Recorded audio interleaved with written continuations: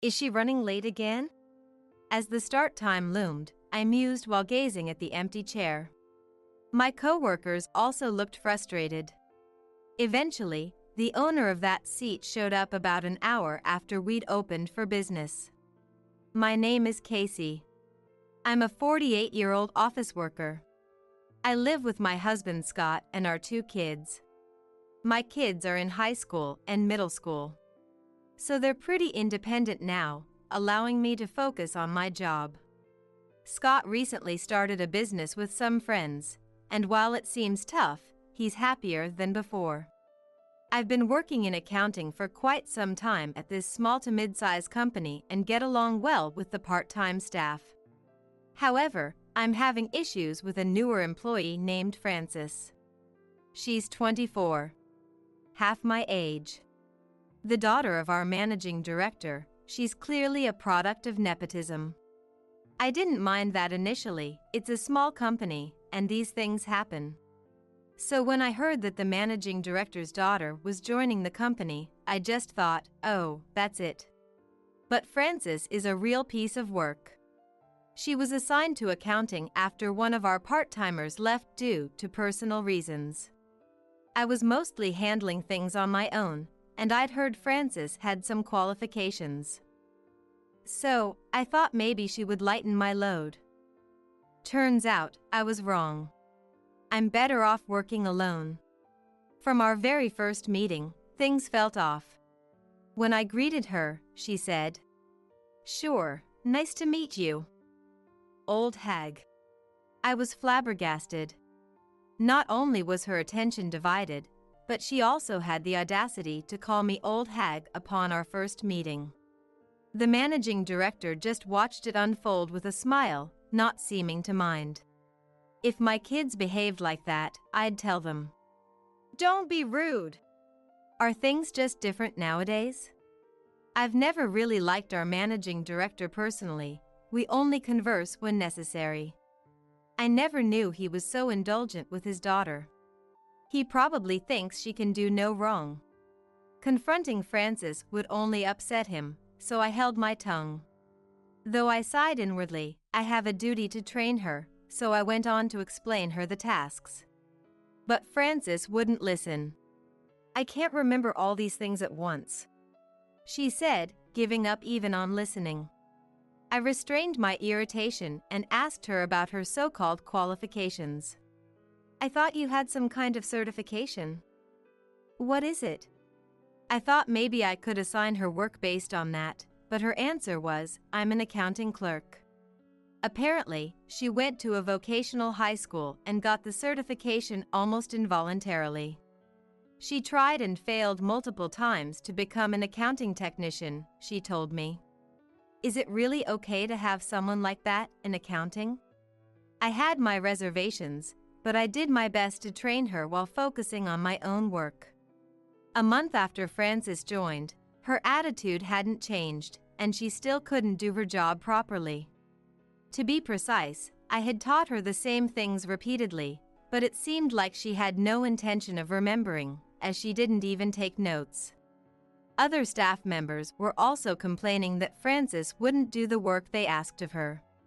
What made it even more frustrating was that she was earning the same salary as me, despite my many years of service.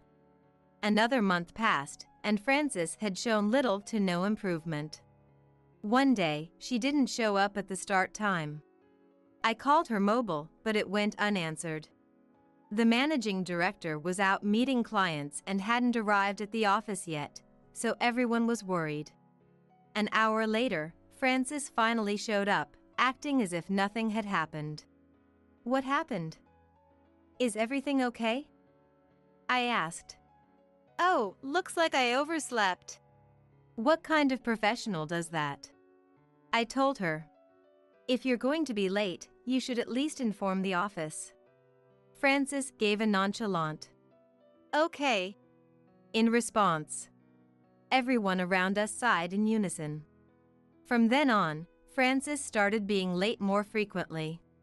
Though she supposedly lived with her family, she spent many nights out, something even the managing director was unaware of. There were times when she would be late even when the managing director was in, but all he would say was, "Oh, you're late today," leaving everyone else dumbfounded. The stress from dealing with Frances kept piling up in various ways. And then the incident happened. Is she late again? Even the managing director didn't know. She had spent another night out. Apparently, she stayed at her lover's place. The start time came and went, and she was nowhere to be found. I called her mobile again, but as expected, no answer. At this point, should we just ignore her? My colleague Deanna said, clearly frustrated. Finally, Frances arrived, more than an hour late. She sat down at her desk without a greeting and started putting on makeup as if nothing had happened. Everyone was stunned, but she didn't seem to care. I finally had to say something. "Frances, this really isn't okay." She looked at me, puzzled. "They don't seem to know what's wrong. You come in late, no greeting, and you start doing your makeup?" Just then, I saw the managing director returning to his desk, but I continued. "I've told you before to call if you're going to be late, remember?" It felt ridiculous having to say this to a 24-year-old adult. It was like scolding a child. Frances just sulked, acting, indeed, like a child. The last thing I said was, "Isn't it common courtesy to apologize when you're late?" The managing director stormed over to me, his face twisted in anger. He yelled at me. "You insolent brat, who do you think you are? You're fired." I almost blurted out, "What?" but held my tongue. Nervous glances spread through the room. Of course, the president is conveniently absent. Well, the president's not really reliable, to begin with. Frustrated with the managing director's tirade, my colleague Deanna spoke up. "Wait a minute, Casey hasn't said anything wrong here." Deanna works in sales and hates injustices. She has a strong sense of right and wrong. We've been good friends for a long time, and we help each other out at work. Everyone else in the room nodded at Deanna's words, but not the managing director. He yelled at Deanna. "You're talking back to me? You're fired too." I couldn't take it anymore and glared at the managing director. "Are you serious about this?" Deanna was glaring at him too. He declared both of us fired and told us to leave immediately. At that moment, the president returned, but did nothing but look puzzled. Apparently, the president and the managing director are relatives, and for some reason, the president can't oppose him. Fed up, Deanna and I packed up and left. We stopped by a cafe on the way to catch our breath. "What's his problem?" "I was getting tired of the job, but I didn't think I'd have to quit like this," Deanna said, still fuming. Indeed, we had started to think about quitting the company ever since Frances arrived. "I feel bad that you got fired because of me." That was my biggest concern. Had I not spoken out, Deanna wouldn't have been fired. Deanna reassured me. "It's okay. I was tired of working full-time anyway. Maybe this is a chance to find a part-time job." "What about you, Casey?" "I've actually been offered a part-time accounting position at Scott's company." Deanna thought that sounded like a better option. "Both the managing director and Frances really tick me off." Deanna was still angry, and I agreed with her. "I wonder if the company will be all right without us." "Not that it's any of our business." I said that, and Deanna finally smiled. "Exactly. Even if they beg us to come back, I won't. I feel like suing them for wrongful termination." We decided to take some time to cool off and discuss what to do next. When I got home and told Scott about what happened, he was even angrier than I was. "What? What's up with that managing director?" I was furious too, and unsure about whether I'd made the right decision, but Scott's reaction confirmed that I wasn't in the wrong. Scott's words were comforting, and I finally felt at ease. I then started working in accounting at Scott's company. The part-time accountants who were already there told me they felt more at ease now, as their workload had lightened. Deanna, too, started working for Scott's company. Though not full-time like before, but part-time. Since we were fired on the spot and had to pack up immediately, we hadn't been able to do the paperwork for leaving the company. Someone, probably my successor Francis, would take care of it. We started working energetically in our new environment. After some time had passed, I received a call from the managing director of my previous company. "We don't understand the accounting you were handling. Come to the office immediately." What's he talking about? Could it be they're failing at the monthly payments to clients and sales calculations that I used to handle? Besides, we haven't even received our exit paperwork yet. But we were fired just for being late. Who do they think they're talking to? Needless to say, I declined. No can do. But the managing director was relentless. "Come right now, and we'll rehire you." "You haven't found another job yet, have you?" I sighed. "No thanks. I've already switched jobs. I've taught Frances everything about accounting." Not sure if she gets it, though. I hung up after saying that. Apparently, Deanna also got contacted. There were several clients who said they'd stop doing business if Deanna wasn't handling their accounts. The managing director arrogantly offered her re-employment as well. He had underestimated Deanna, thinking she was just a female salesperson and wasn't capable of handling work. It turned out she was a valuable employee. This fueled our anger towards the managing director once again. Meanwhile, my phone kept ringing, with calls from the previous company reaching over 100 in just a few days. Even when I answered the phone thinking that I had completed the necessary documents for my resignation, I was simply told to come quickly because they would rehire me from above. We'd had enough. Frustrated, Deanna and I decided to go to the previous company and give them a piece of our minds. Upon seeing us, the managing director said, "Ah, you finally came back. You should have returned obediently from the start." We hadn't returned to the company, we were there to confront him. I said with a smile, "You should have no problems if Frances is handling the accounting, right? I taught her everything. If she can't do it, that's on her.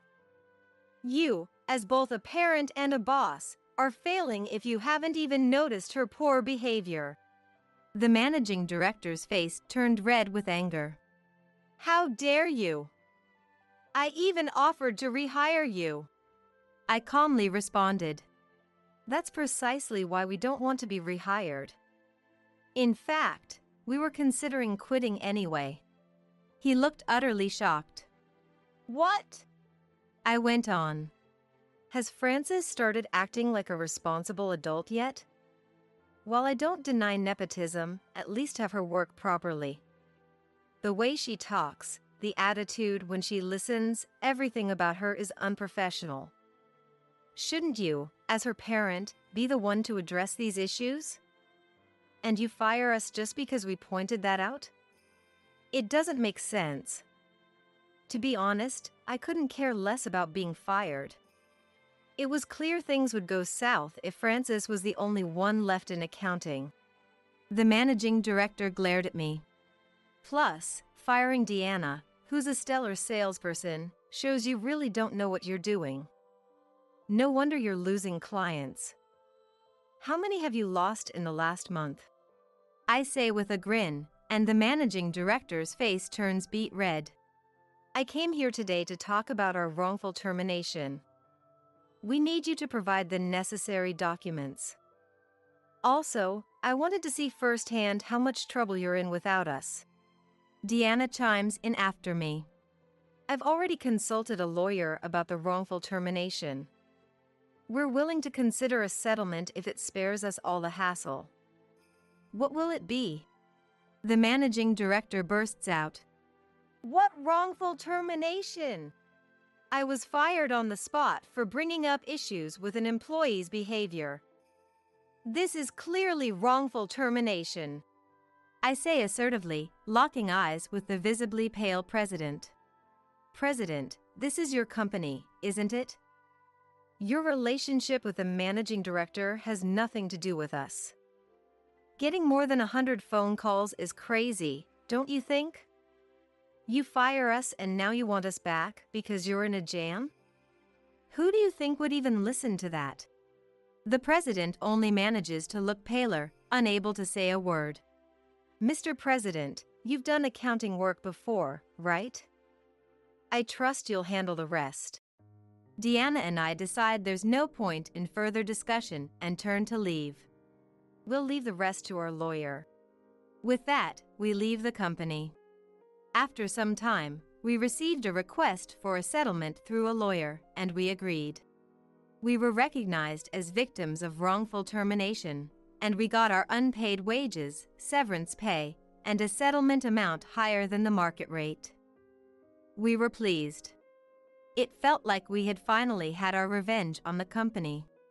Both Deanna and I would sometimes get urgent calls from clients while we were out, as we had given them our personal numbers. After we abruptly left, some even called to check up on us. I told them the situation and that we had been wrongfully terminated. Word spread quickly in our tight-knit industry. Most of Deanna's clients left once she quit, probably cutting the company's business in half. According to a former colleague, staff kept leaving the company, they were getting complaints from clients, and the president and managing director were overwhelmed trying to keep things running. Frances couldn't manage, so the wife of the former accounting president had to step in. She's a very stern person, and Frances was having a hard time, crying every day.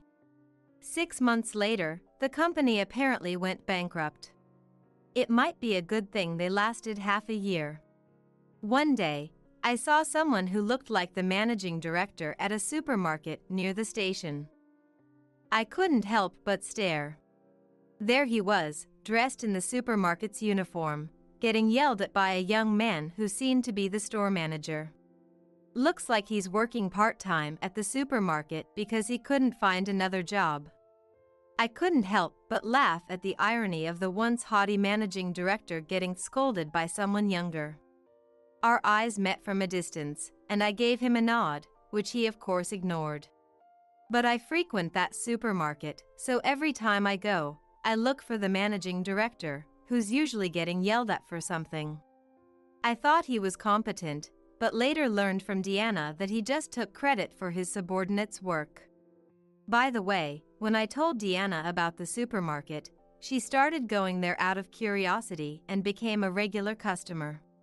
In a way, the managing director is contributing to the supermarket's revenue, so maybe he's competent after all.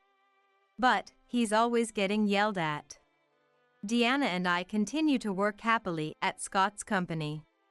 Scott even said he's relieved because our work has increased the company's sales. We're both looking forward to Scott treating us to dinner for our upcoming birthdays. I found a new wife, so let's get a divorce, he said, handing me the divorce papers out of nowhere. What kind of way to say it is that? I replied to Christian, visibly upset. What do you mean? Explain yourself properly. There's nothing much to explain. You're in a wheelchair, right? That means I have to take care of you. I don't want that. So, divorce it is. Shalia, help me! What should I do now? Christian was nearly hysterical, his words hard to make out. His distress was far from normal. Who are you? I responded calmly. Who? It's me, Christian. At first, I didn't recognize him because of his drastic change, but hearing his voice made it clear. Pretending not to know him, Christian seemed quite panicked. My name is Shalia, a 46-year-old homemaker. I have a daughter, Lissa, who's 21. I live with my husband Christian, who's 4 years older, and our daughter. After finishing junior college, I got a job at a construction company. Christian, who was in sales for construction equipment, frequented my company. I was impressed by his diligent salesmanship and took a liking to him. Christian was always very energetic and had a loud voice, and although he sometimes got confused and looked at me with disdain, he left a good impression on me. When he asked me out, I quickly said yes. After several dates, we got married. Our daughter Lissa has already received a job offer. She's set to work at a financial institution starting this spring. Since it's within commuting distance from home, the three of us will continue to live together for a while. With her thesis submitted, Lissa is enjoying her last moments of student life. I felt relieved that I was finally getting a break from parenting. However, our family life hasn't been smooth sailing. Christian has damaged his liver from years of unhealthy living. He can't enjoy his favorite drinks and is on a restricted diet. Although working wasn't a problem for him, his frequent hospital visits led to many absences and lateness at work. His physical strength has significantly declined, forcing him to switch from a sales to an office position. Despite my concerns for Christian, I was overall happy. Your liver function has improved significantly. Let's continue living as usual. Recently, the hospital's test results were good. And Christian showed a smile I hadn't seen in a long time.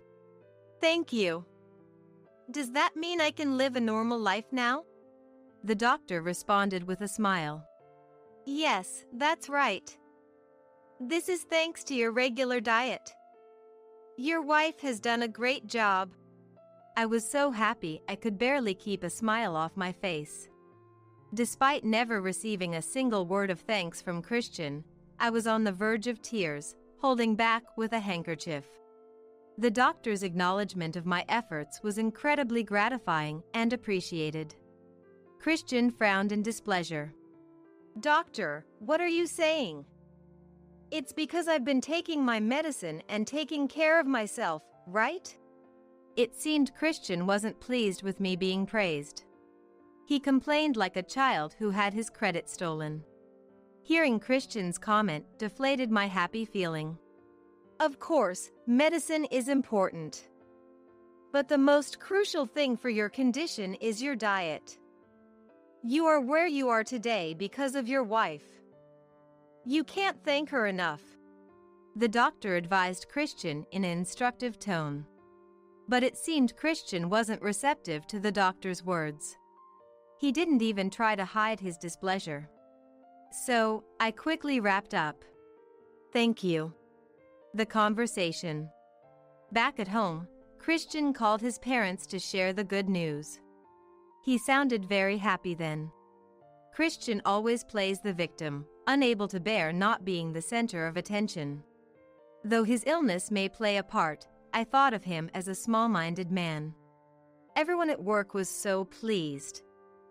They said it's because of my good deeds. You two are nothing like that. Christian came home in high spirits. Taking such flattery seriously and looking down on me and Lissa seemed truly low to me. As I was about to retort, Christian blurted out something unbelievable.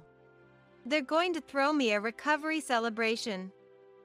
I can finally drink again. I doubted Christian's words. A recovery celebration? You're not fully healed. How did you explain it to everyone? Christian looked perplexed, as if he didn't understand his own situation. How? The doctor said it's okay to live a normal life, didn't he? The normal the doctor mentioned is your version of normal, not the same as a healthy person's normal. He said to continue living as you have been. Christian suddenly looked annoyed. Let's not sweat the small stuff. I know myself better than anyone. I'll be fine for a day. Indeed, Christian had been abstaining from his beloved alcohol for a long time. Then there were the recent test results. I couldn't say I didn't understand Christian's desire to drink. I was worried but decided to give in. All right. Take care. Just make sure not to eat anything high in salt and limit yourself to just a sip of alcohol for the toast. Christian must have felt victorious, showing a smile I had never seen before. Can I really go? Thank you. Just remember your promise. Yeah, I got it. Christian wasn't really listening to me. It was uncertain how much of what I said would be adhered to. Filled with anxiety, Christian ended up going to the party. That night, Christian came home in high spirits, drunk enough to need a cab ride home from a junior colleague. I thought all the effort until now had gone to waste with such heavy alcohol consumption. Afterward, Christian started attending drinking parties once a week. He didn't consult me at all. He just went on his own. Christian then started making me even more anxious. While eating dinner, Christian began to complain about the restricted diet. This is a bit bland, isn't it? It's so tasteless, I don't feel like I'm eating anything. Until now, he had never complained and even said it was delicious. His taste must have adapted to the strongly flavored food he ate at the drinking parties. At one point, Christian even brought home side dishes from a convenience store that seemed like snacks for drinking. He must have convinced himself he was cured, as others thought he was. I was overwhelmed with anxiety. This surely wasn't going to end well. I tried to warn Christian, but it was like talking to a wall. The last results were good, so it'll be fine. All I could do was sigh and hold my temples. Christian's condition didn't last long. One night, he rushed to the emergency room with severe abdominal pain and fever. The doctor's words were gravely serious. Mr. Christian, you have cirrhosis of the liver, and it's quite advanced. You were continuing with the medication and diet therapy, right? I took the medication. The diet, well. Christian awkwardly looked down. Both the doctor and I were at a loss for words. In my heart, I murmured, "It's your own fault." The doctor must have felt the same. At this point, all we can do is slow the progression and alleviate the symptoms. You also need to be careful of pancreatic cancer. Cancer! That can't be! Doctor, isn't there anything you can do? There must be another treatment option. Christian clung to the doctor, tears streaming down his face, begging for a solution. It's not that there aren't options, but... Please, what is it? What's the option? It's a transplant. A living donor liver transplant. There you go, there's a treatment option. Please, go ahead with the transplant. It's not as simple as that. First, we need to find a donor. Then, here. I have one right here. Christian grabbed my arm. A transplant can't proceed without the donor's voluntary consent. I wanted Christian to be healthy. But honestly, I was scared. I couldn't immediately agree on the spot. On the other hand, Christian's eyes were shining. When do we do the tests? Sooner is better, right? Christian was already set on receiving the transplant surgery. My feelings were of no concern to him. After much thought, I decided to undergo the tests to become a donor. I was a match as a donor. Then, the surgery happened in no time. The operation was over more quickly than I had anticipated. Both Christian and I had successful surgeries. I was hospitalized for 3 weeks, and during my stay, Lisa came to the hospital and took care of me. Afterwards, she continued to visit the hospital to take care of Christian. Christian spent a few days in the ICU before being moved to a general ward, and after 3 months, he was discharged. His prognosis was good, with no complications, rejection, or signs of infection, and he was recovering smoothly. A year later, Christian returned to society and started going to the office again. He looked healthier, more vibrant, and energetic than before. I truly thought it was good that we went through with the transplant. However, my condition then started to worsen. I began to cough, experience shortness of breath and dizziness, and often couldn't stand up. Thinking it was a consequence of the surgery, I had it checked during a regular checkup, but nothing abnormal was found. After visiting various hospitals, I was diagnosed with lung cancer. Despite not smoking, I learned that lung cancer can still occur. Lung cancer doesn't have specific symptoms, which is why it was undiagnosed. Fortunately, my cancer was caught early, so I could be treated with chemotherapy and radiation. The dizziness persisted, and I had difficulty standing, leading to a wheelchair-bound life. It was then, as our roles reversed, that a serious situation occurred. Christian didn't come home one night, and I was worried something had happened, but Lisa handed me her smartphone. On the screen was a photo of Christian happily drinking at a pub with his coworkers. "This was 10 minutes ago," Lisa said with a look of disbelief. I was flabbergasted. Despite having had a liver transplant just a year ago, it seemed Christian had no awareness of being ill. How much trouble he had caused the family due to this lack of awareness. I worried for nothing. Let's just go to sleep. However, Christian didn't come home that day. He didn't return the next morning either, so I called his smartphone. He didn't answer but sent a message instead. The message said he had left divorce papers in the bedroom for me to file. Shocked, I dropped the smartphone to the floor. I called Lisa loudly and asked her to check Christian's bedroom. Lisa came down looking pale. "Mom, this," she said, holding a piece of paper. Taking it, I gasped. "What's this?" I was filled with disbelief. The paper was a filled-out divorce application. "Unbelievable! What kind of person does this?" Lisa, possibly out of frustration, was red-faced and teary-eyed. I, on the other hand, had become calm.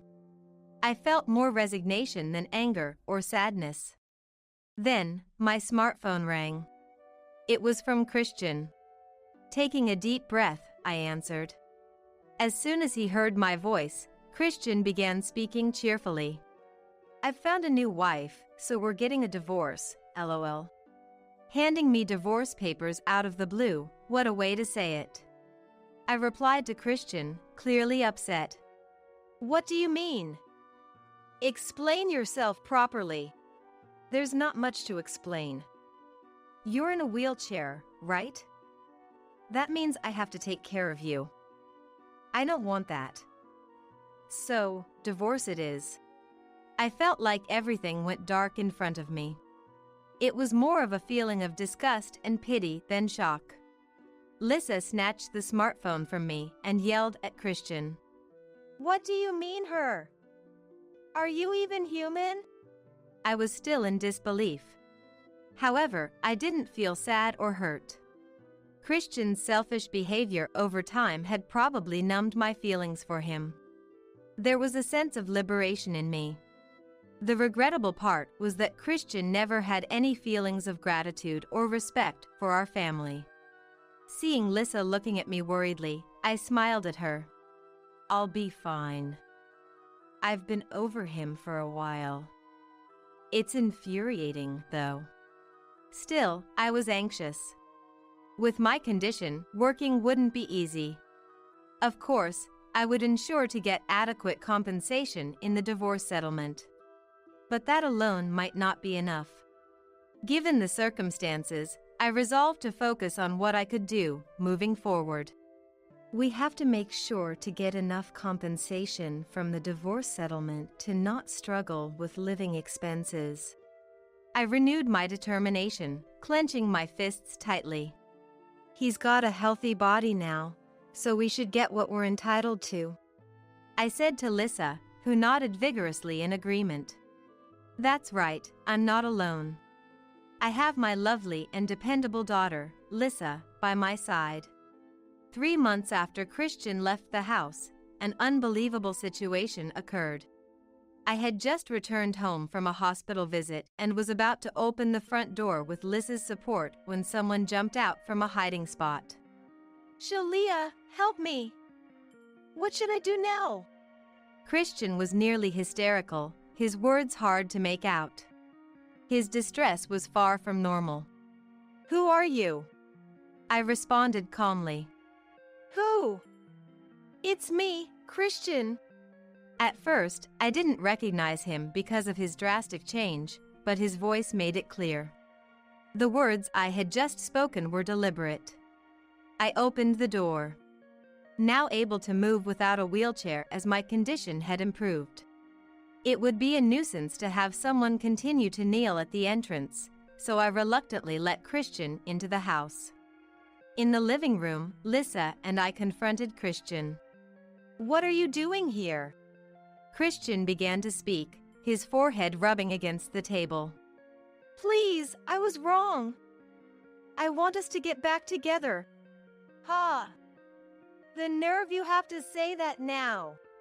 Lissa said before I could, echoing my thoughts. He had so easily discarded me just because he got healthy. And he had said he didn't want to take care of me. What does he want now? Just leave, please. Lissa, unable to bear it any longer, grabbed Christian's arm to make him stand up and leave. When Christian attempted to rise, he suddenly clutched his stomach and collapsed in pain. Despite how I felt about Christian, I couldn't just ignore someone in pain. I asked Lissa to bring the car around, and we took Christian to his regular hospital. In the car, Christian was sweating and groaning, holding his stomach. Upon arrival, I quickly called for a nurse, who then took him to the treatment room. While waiting in the lobby, a nurse called me into the treatment room. Christian's doctor was there and began to explain his condition. Ma'am, you've just arrived, I see. The doctor seemed unaware of my relationship with Christian. There was no point in discussing that now, so I listened to the doctor's explanation. What's his condition? The doctor spoke gravely. As I've explained to him before, there's a strong rejection reaction to the transplanted liver. Immediate hospitalization and treatment are necessary. Lissa chuckled softly in the background. He's getting what he deserves. I coughed to signal disapproval of Lissa's inappropriate comment. But I completely agreed. The doctor pretended not to hear and continued. We need to switch to a stronger immunosuppressant. This medication puts a significant strain on the kidneys. His kidney values are already poor, so using this suppressant will necessitate dialysis. I responded immediately. I see. Please do what you think is best. The doctor seemed taken aback by my quick response. Starting dialysis means being bedridden in the hospital for about 3 hours, 3 times a week. Once it begins, it's a lifelong commitment, significantly impacting one's lifestyle. Normally, one wouldn't make such a decision so quickly. But I have no involvement in Christian's life anymore. What happens to him is none of my concern. The doctor began to discuss the possibility of transplantation. It dawned on me why Christian had come. He was probably hoping for a kidney transplant from me. Seeking help from me because his condition had worsened was far too convenient. Christian should suffer the complications of liver disease and live the rest of his life on dialysis.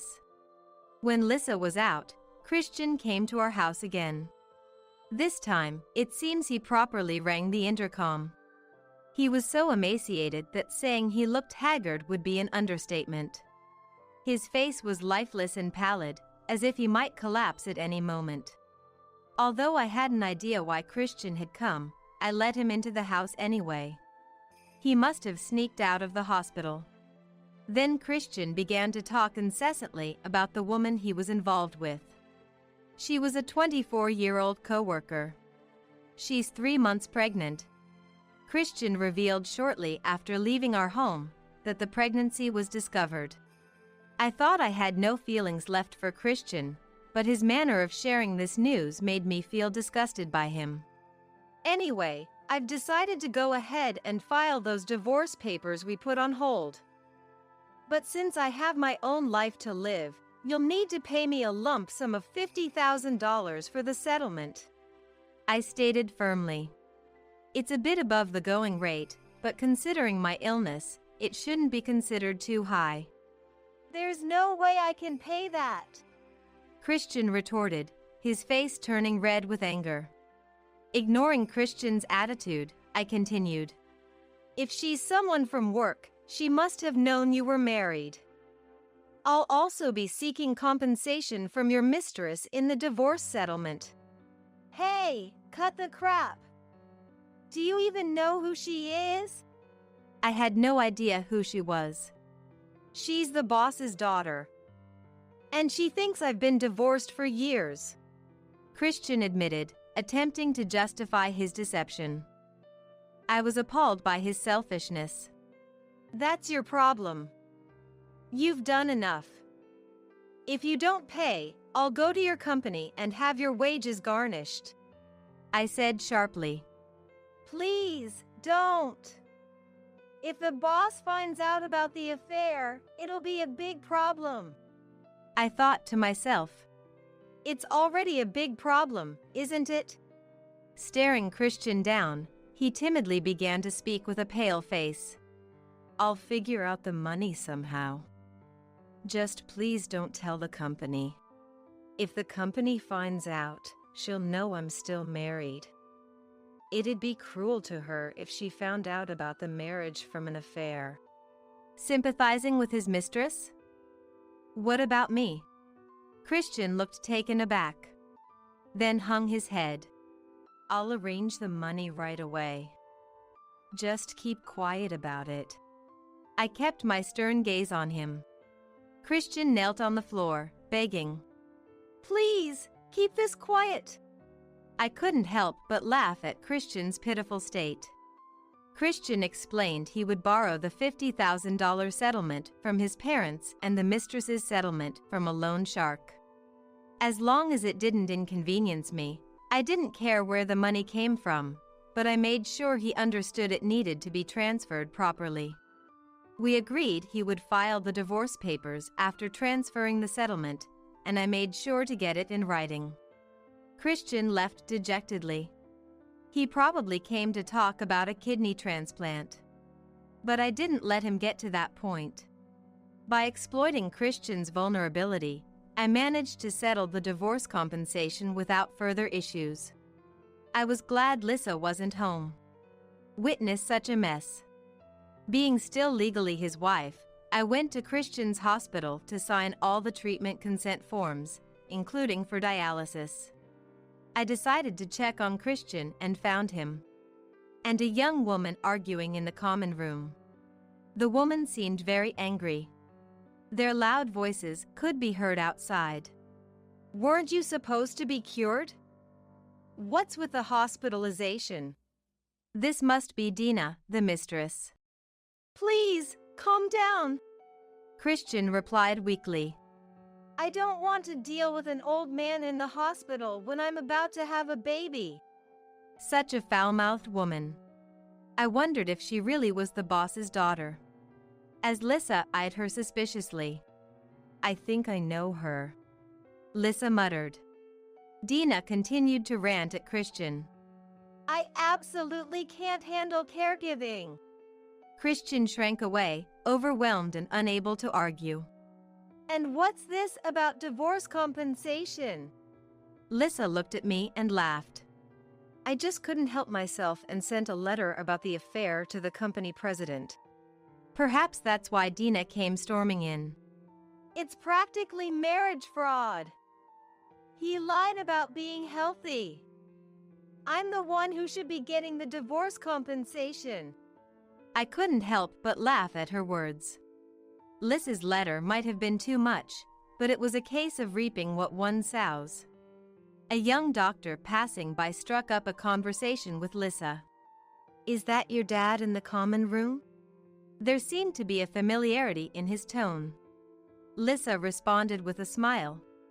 Maybe not. I watched their exchange with a touch of amusement. After the doctor left, Lissa looked happily at me, catching my gaze and blushing slightly. Then, a nurse mentioned to me that there was laundry piling up. With a smile, I responded, "Understood," and left, pondering that Christian likely had no one to care for him during his hospital stay.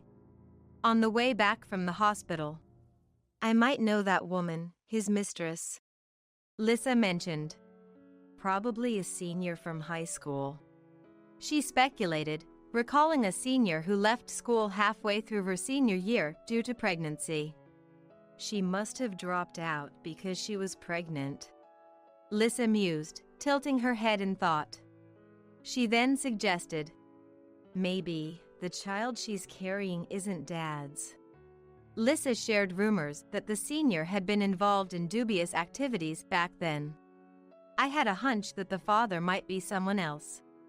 Just a woman's intuition. But it felt likely.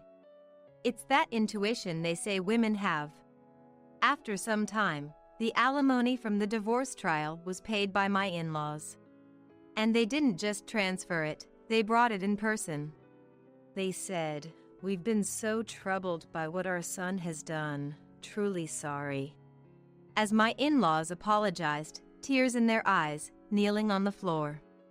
I will accept the alimony from the divorce trial for my sake, but I intend to have no further dealings with my son, Christian, was their stance.